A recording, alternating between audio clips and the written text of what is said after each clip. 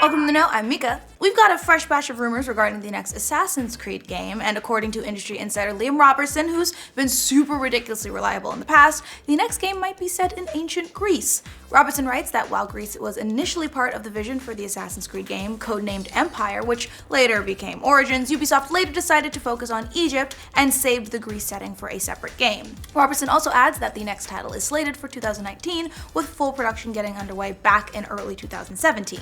Considering the direction that Ubisoft took Assassin's Creed Origins, Greece would make a suitable setting as well, and hey, maybe we'll fight one of the gods in this one too. I want to fight Zeus. Bad idea.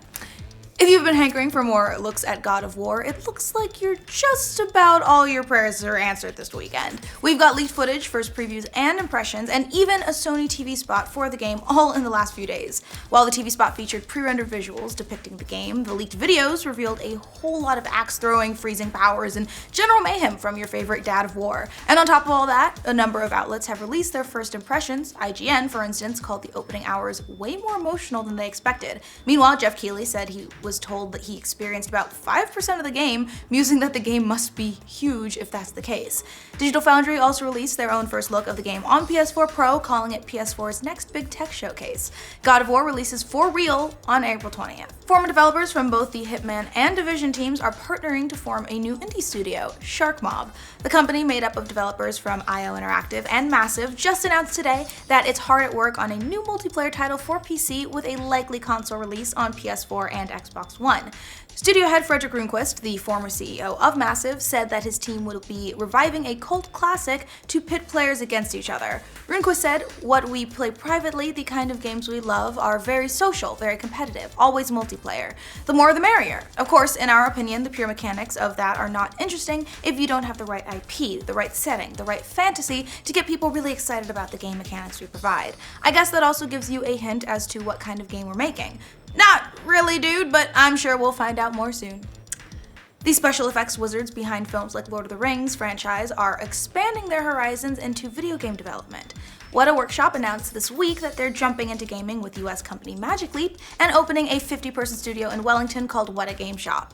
The two will be partnering to work on a mixed reality title from a Magic Leap based on a retro science fiction world. Of course, they're being super tight-lipped about what the project even is and the technology powering the mixed reality concept, but they said at the studio launch that this will be game-changing. Maybe it's got orcs. Maybe it's got elves. Ooh, count me in. Reviews are in for Ni no Kuni 2 Revenant Kingdom, and so far they're looking really positive. The JRPG from Level 5 that features some really beautiful Ghibli-style art so far has an 86 on Metacritic and an 89 on OpenCritic, which are both super positive scores. Reviewers praise the game's visuals, and no surprise there, while Studio Ghibli did not collaborate with Level 5 on this game like they did on the first Ni no Kuni, its former designer Yoshiyuki Mimose worked on the new game, as did composer Joe Hiyashi. So it's got some sort of Ghibli fingerprints on it. EGM gave it an 8.5 out of 10 and wrote, "Ni no Kuni 2 is full of some tremendously creative decisions that make this unlike many other Japanese RPGs, as well as a clear step above an already good game in the original Ni no Kuni. But it criticized some additions to the game like RTS combat elements that said were implemented poorly." Meanwhile, Destructoid gave it a 7.5 out of 10 and wrote, "While it does fall into some genre trappings and doesn't feel quite as epic in scale compared to the first, Level 5 has the uncanny ability to keep the memory and magic of the JRPG alive."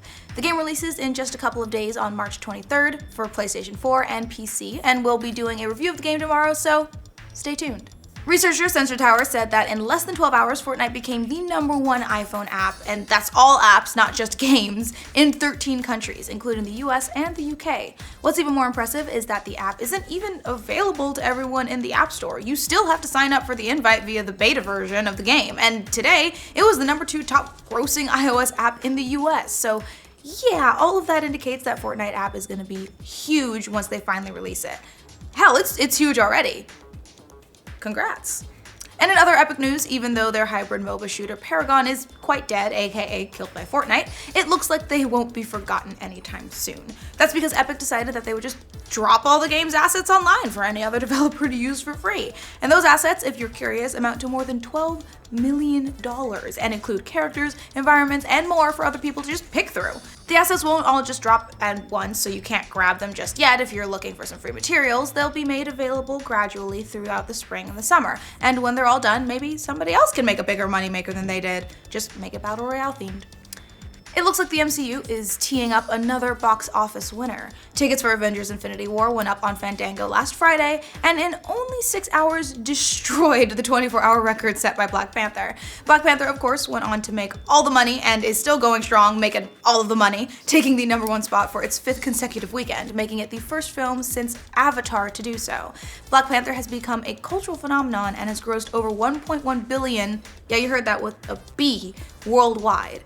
The fact that Infinity War just shattered Black Panther's pre-sale ticket record bodes super well for Avengers Infinity War, which is the culmination of characters and plot arcs from 18 movies over 10 years, so it's kind of to be expected. The movie hit cinema screens April 27th. Steven Spielberg was in England for the Empire Awards last night, and while there, he was touting the quality of England's crews and casually dropped that he'll be back this time next year to film Indiana Jones 5. Specifically, he said that he'll be back in the UK April 2019 to begin filming the next Indiana Jones adventure, which solidifies the previously announced July 20th, 2020 release date. Looks like this is actually happening, you guys. Harrison Ford is on board to return as everybody's favorite swashbuckling archaeologist, and Jurassic Park screenwriter David Coep is currently hard at work on the script. Details on the plot are being carefully guarded, but Spielberg made one big promise. He is not killing off Indiana Jones, so thanks for that, Steven. There's only so much more we can take these days, and I don't think society is ready to say goodbye to Dr. Jones or his hat. And speaking of Indiana Jones, it's not likely that Shia LaBeouf will return as Indy's son after bad-mouthing Kingdom of the Crystal Skull publicly, which spurred Harrison Ford to call him a fucking idiot. But the actor is hard at work on a rather bizarre-sounding project. Shia LaBeouf will play his own drunk and abusive father in a biopic about himself called Honey Boy. Up-and-coming young actor Lucas Hedges, who was nominated for an Oscar for his work in Manchester by the Sea, will play Even Stevens-era Shia LaBeouf, and, according to The Hollywood Reporter, the story will focus on father and son trying to mend their contentious relationship over a decade. If that's not weird enough, LaBeouf co-wrote the script and under the pen name Otis Lord, so this is a real movie that's happening. You didn't just drop acid and watch this roundup, I promise you. And now it is time to say goodbye to one of the most gifted cat musicians of all time. Bento, who you might remember as the keyboard-playing cat who became an early viral sensation, died last week at the age of 9. The orange-striped Bento became famous back in 2009 for playing a keyboard and quickly won the hearts of millions, including my own. Bento wasn't the original keyboard cat though. Videos of piano cats date back to at least the 80s when a cat named Fatso went pre-internet viral, but Bento ended up getting his own measure of internet fame, and he even starred in a pistachio commercial. Tributes on YouTube have already sprung up in Bento's honor, showing him tickling the ivories and accompanying artists like Miley Cyrus. Man, those early YouTube days were the best. Remember like Banana Phone? Anyway, rest in peace, Bento. We hope you're eating Friskies up in heaven. So that's all the news we have for you today. Remember to comment on any of your news stories in the comments below, and for more news from every corner of the cat playing, the piano filled internet, like this video. And if you're new around here, subscribe to the know. Studio head Frederick Runquist? Yeah. Frederick Runquist. Its former character designer Yoshiyuki Momose. It didn't take Fortnite long to climb to the top of the apps charts. Research Sensor Tower. Is that you being disgusted or checking out the?